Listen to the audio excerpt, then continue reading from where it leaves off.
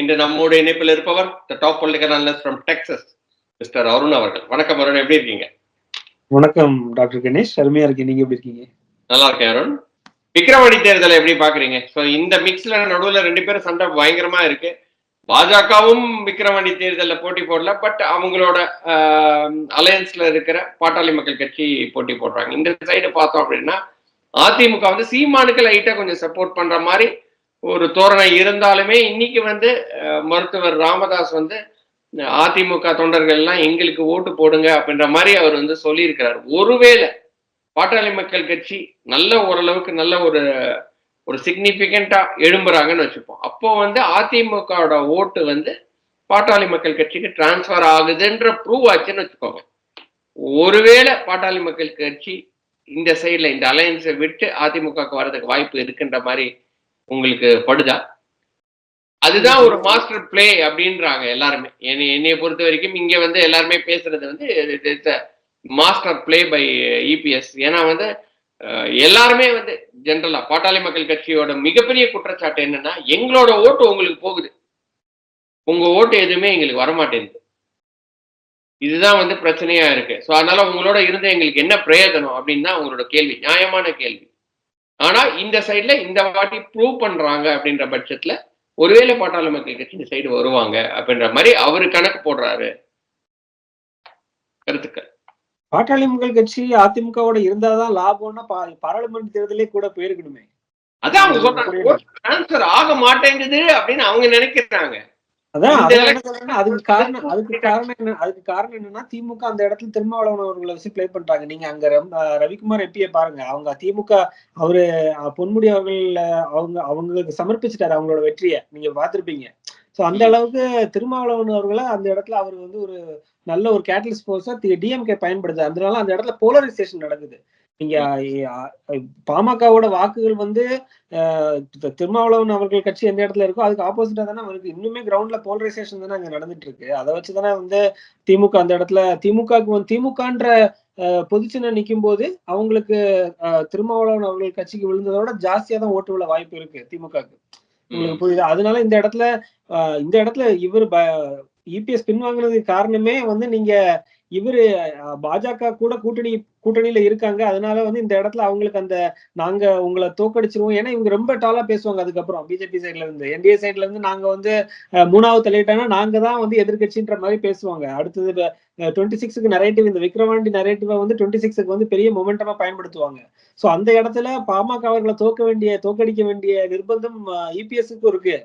அதனால அவர் ஒருவேளை சீமானுக்கு சிக்னல், அதனாலதான் சீமானுக்கும் அவர்களுக்கும் பல மேடையிலே போய் போராட்டத்துக்கு வந்து ஆதரவு கொடுக்குறாங்க. அதே மாதிரி இவர் கிரவுண்ட்லயே கேட்கிறாரு அப்படின்னா இந்த விமர்சனம் நிச்சயமா வரும், இந்த பேச்சுவார்த்தை நடக்கும். சீமானும் நீங்க வந்து இஸ் இன்டெலிஜென்ட் பொலிட்டிஷியன். நீங்க அவருக்கு வந்து அந்த ஒரு திராவிட கட்சிகள் அவங்க என்னென்ன செய்வாங்க, நகர்கள் எப்படி செய்வாங்கன்னு பார்த்து வந்தவர். எப்பவுமே வந்து ஒரு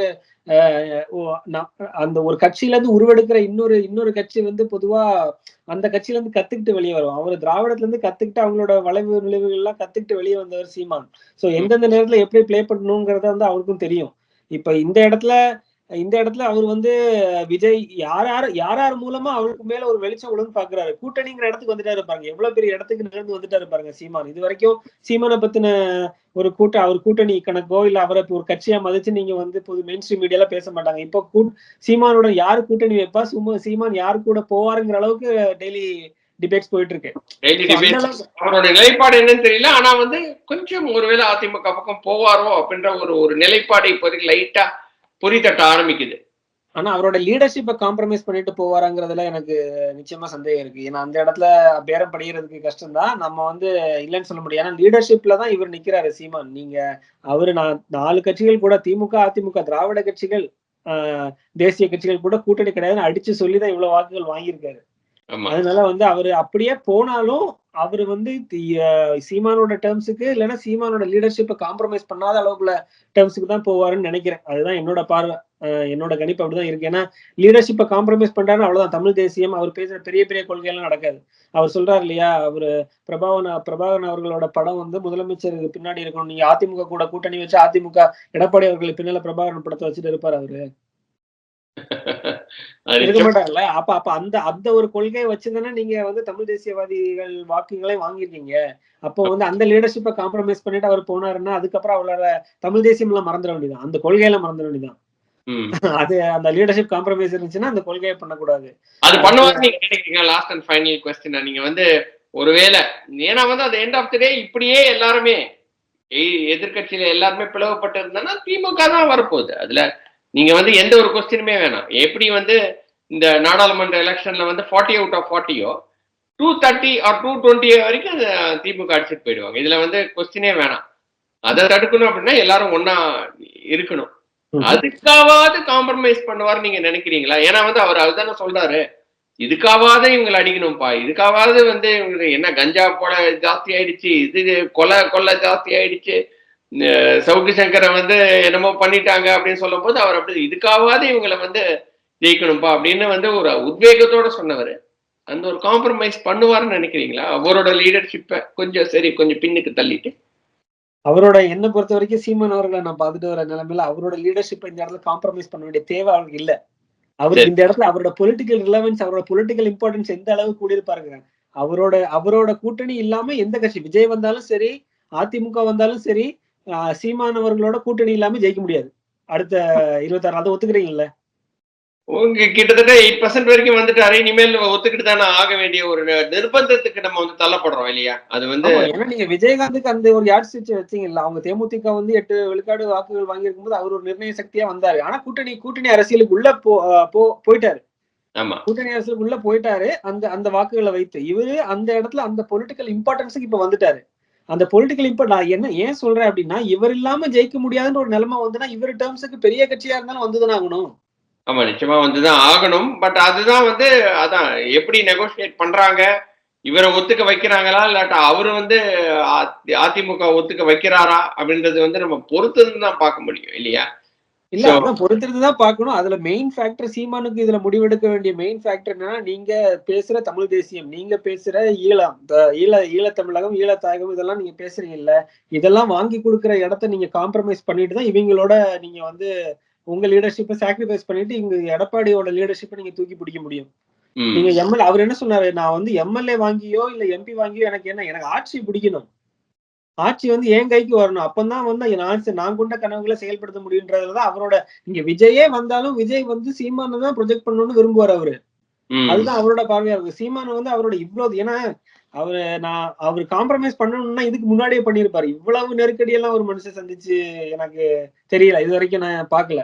நீங்க சொல்லுங்க, வைகோ அவர்கள் வந்து நீங்க எவ்வளவு மன தைரிய உடையவர் அவராலே முடியல, தாக்கு பிடிக்க முடியல இந்த திராவிட அரசியல்ல. அதே மாதிரி பாமக வந்து அவரும் வந்து ஒரு டாக்டர், கிரவுண்ட்ல இருந்து வந்தவர். அவரு வந்து அவரோட கம்யூனிட்டி வன்னிய சமூகம் வந்து அவங்க நிறைய வந்து அவங்க பாக்குறாங்க டெய்லி. ஏன்னா உங்களை பாதிக்கிற விஷயங்கள் தானே உங்க அரசியலா மாறும், உங்களை எது தலைவனா மாத்தும். அதாவது நான் ஏன் கேக்குறேன், இப்ப உதயநிதியை நான் ஏன் தலைவரா பாக்கல அப்படின்னா, அவரு வளர்ந்த சூழ்நிலை ஒரு 40 வயசு வரைக்கும் அவர் வந்து எக்ஸ்ட்ரீம் லக்ஸரியில இருந்திருப்பாரு. அவர் வந்து ஒரு பார்ன் வித் சில்வர் ஸ்பூன். அவருக்கு வந்து ஒரு ஒரு ஒரு ஒரு அன்றாட வேலைக்கு போறவன் என்னென்ன பிரச்சனையை சந்திக்கிறான், ஒரு டாஸ்மாக்ல குடிக்கிறவன் வீட்டுக்கு போனா அவனோட குடும்பம் என்ன பிரச்சனை சந்திக்குது, அவரோட சந்ததி எப்படி பாதிக்குது, வந்து ஒரு கேஸ் சிலிண்டர் விலை என்ன, இது எதுவுமே அவருக்கு வந்து இது தப்புன்னு நான் சொல்லல, இதை பத்தி சிந்திக்க வேண்டிய அவசியம் அவருக்கு இருந்திருக்காது. அவர் வந்து ஒரு ஒரு ஒரு ரொம்ப ஒரு குஷனான லைஃப்ல இருந்திருப்பாரு. நீங்க இந்த மாதிரி ஒரு இடத்துல டெய்லி இதெல்லாம் பார்த்து சந்திச்சு வந்தவர் தான் ராமதாஸ் அவர்கள், திருமாவளவன் அவர்கள். இவர்கள்லாம் தலைவர்கள், தெருவுல இருந்து வந்தவங்க. அவங்கள பாதித்த விஷயங்கள் ஒரு கட்டத்துக்கு நீங்க சின்ன வயசுல இருந்து நீங்க ஒவ்வொரு விஷயமா பார்த்துட்டு வந்துட்டே இருப்பீங்க. ஆனா அப்ப உங்களுக்கு புரியாது இதெல்லாம் ஏன் நடக்குது, எதுக்கு நடக்குதுன்னு உங்களுக்கு புரியாது. ஆனா உங்க ரீசனிங், நீங்க உங்களுக்கு ஒரு எக்ஸ்போஷர், அவேர்னஸ், உங்க கல்வி அறிவு, பட்டறிவு எல்லாம் சேர்ந்ததுக்கு அப்புறம் நீங்க அந்த நடந்த விஷயங்களை நீங்க திரும்பி பாத்தீங்கன்னா, ஓஹோ இதெல்லாம் நமக்கு நடந்திருக்கு, இதனாலதான் நடந்திருக்குன்ற ஒரு ரியலைசேஷனுக்கு நீங்க வந்துருவீங்க. அந்த ரியலைசேஷனுக்கு வந்த பிறகு உங்களுக்குள்ள இருக்க அரசியல் சிந்தனை வேலை செய்ய ஆரம்பிக்கும், இதை எப்படி மாத்துறதுன்னு. அந்த சிந்தனை தான் உங்களை ஒரு தலைவனாக்கும்.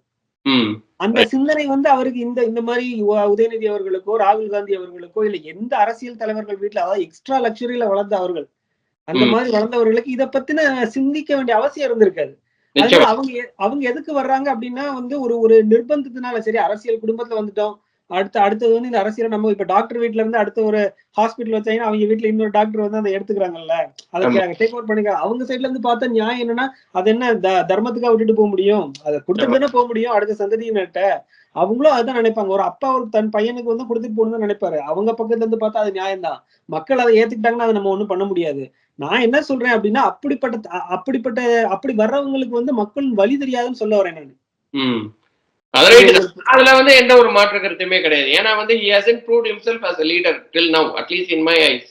ஏன்னா வந்து ஒரு மக்கள் போராட்டத்துக்கோ ஒரு மக்களோட கஷ்டத்துக்கோ நஷ்டத்துக்கோ வந்து அவர் வந்து பெரிய ஒரு பங்கு எடுத்து ஒரு உணர்ச்சி வசமா போராடி இருக்கிறாரு அப்படின்னா வந்து நான் எங்கேயுமே பார்த்ததே கிடையாது.